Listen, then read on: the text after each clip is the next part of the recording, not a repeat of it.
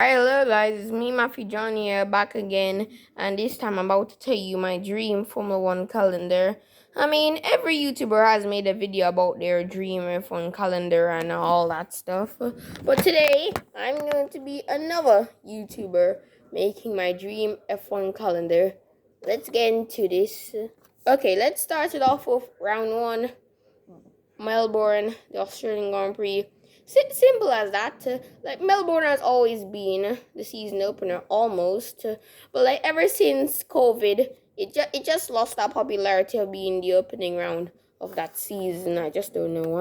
Round two, Bahrain, April 7th. Australia was March 24th.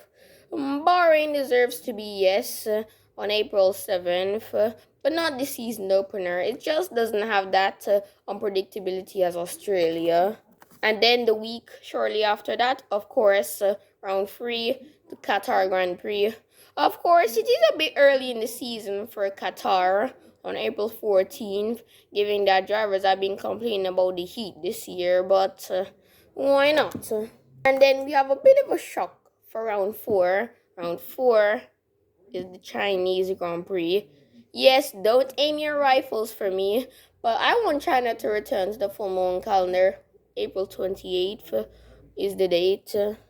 Then we have a 1 week break before we get into our first triple header of the year, and that is with the return of the Portuguese Grand Prix on May 12th.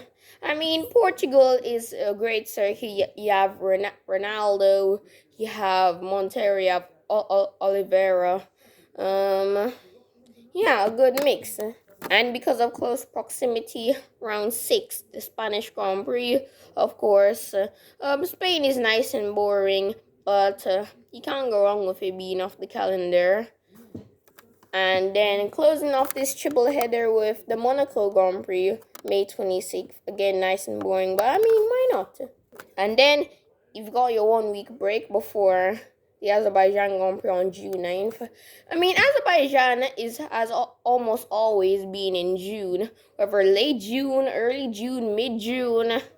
It's almost always been in June. And then another 1 week break before our second triple head of the season starts with the French Grand Prix on June 23rd. And don't have beef with me in the comments, but it's at Paul Ricard. I'm sorry, guys.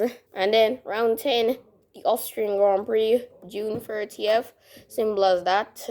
And then the British Grand Prix on July 7th to end off that second triple header. Right, the penultimate round before the summer break now, round 12, the Hungarian Grand Prix. Hungary is nice and boring, but why not? Why have it off the calendar? It's just that good. And then, of course, the final race before the summer break. You already know it's gonna be Spa. And then, yeah. So now, we're after the summer break now. And we begin it with our third triple header of the season. It seems like a lot of triple headers now. It's actually 4. The Dutch Grand Prix on August 25th. Then 1 week later, it's the European Grand Prix. But at which circuit, you're probably wondering. The circuit is shockingly at Mugello.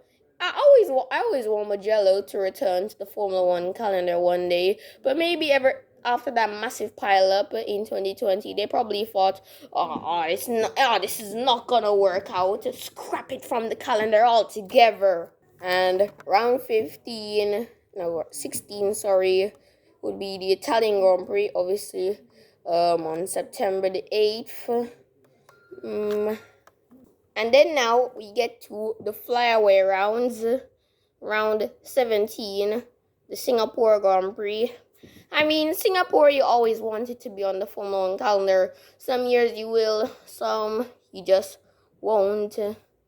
And then round 18, the Japanese Grand Prix, October 6th. Not that bad, although it's not in a double header with Japan. Singapore. Singapore is on September 22nd, and that's all. And round 19, we have a bit of a shock once again here. So, our fourth triple header of the season has started. Seems like a billion, doesn't it? And it's the American leg, which shockingly begins with the Canadian Grand Prix. Yes, Canada that late in the season on October 20th is ain't that good. It ain't that good. Like it just leaves you with a raw taste in your mouth. That raw taste, however, will be gone because I always wanted it to be paired up with USA, Mexico, and Brazil. Like I don't realize how you can just throw it in June like that. Like so, hopefully my prayers can be answered at least. And the following week, of course, round 20, the US Grand Prix on October 27th. And then we close off this triple header of the Mexican Grand Prix on November the 3rd.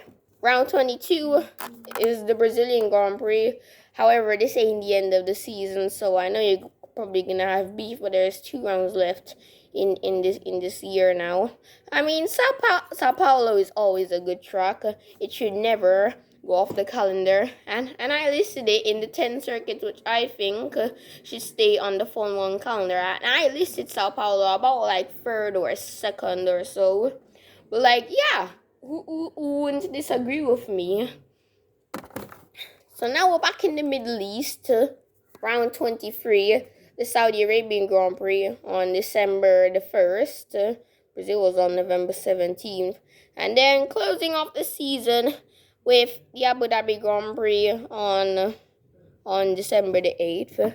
Alright, so let's look at the flight times now. So it goes as follows. So Melbourne to Sakir, 13 hours and 40 minutes. Sakir to Losail, 39 minutes. Losail to Shanghai, 8 hours and 10 minutes. Shanghai to Algarve, 13 hours and 56 minutes. Algarve to Barcelona, 1 hour and 44 minutes. Barcelona to Monaco, 1 hour and 8 minutes. Monaco to Baku, 4 hours and 51 minutes. Baku to Marseille, 5 hours and 3 minutes. Marseille to Spielberg, 3 hours and 40 minutes. Spielberg to Northampton, 3 hours and 50 minutes. Northampton to Budapest, 2 hours and 23 minutes. Budapest to Malmedy, 1 hour and 45 minutes. Malmedy to Amsterdam, 47 minutes. Amsterdam to Milan, 1 hour and 32 minutes.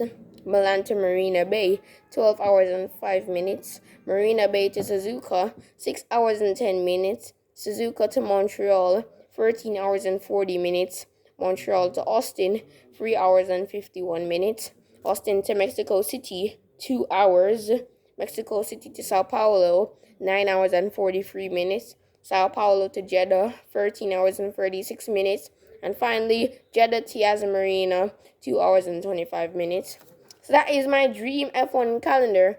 Hopefully, if you're an F1 fan, you can make a video on it to share with your audience or type it in the comment section. Either way, I'll see you again. Goodbye.